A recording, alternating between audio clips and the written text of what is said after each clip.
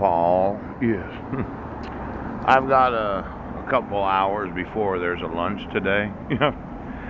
And I'm not really that busy this morning. Yes.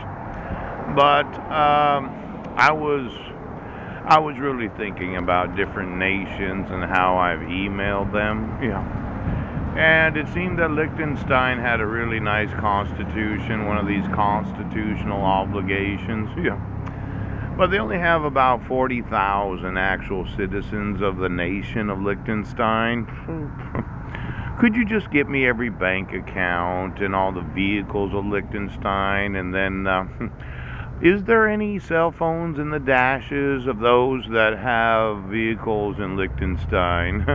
Now, I had once said that the Dog Family Bank, yes, happened to be in a little tax haven known as Liechtenstein. Now, these individuals that are manufacturing vehicles, right? Could you get me the C level, right? The CEOs, yes, CIOs, CTOs. Now let's say I found out that it had one of these cell phones where the antenna adjusts itself, right? And for some reason, when somebody's commuting to or from work, or maybe you went to church this morning, you thought you should dial in, yes. And they do know the schedule and the GPS location of your actual residence and then the congregation that you attend.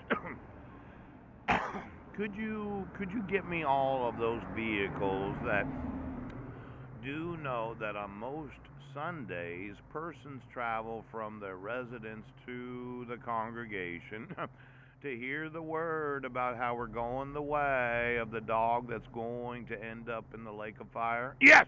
Yes, yes, yes. Now my whole perception, right? I'm not going the way. I'm not going to use my dick to come to find out. Yes, he isn't.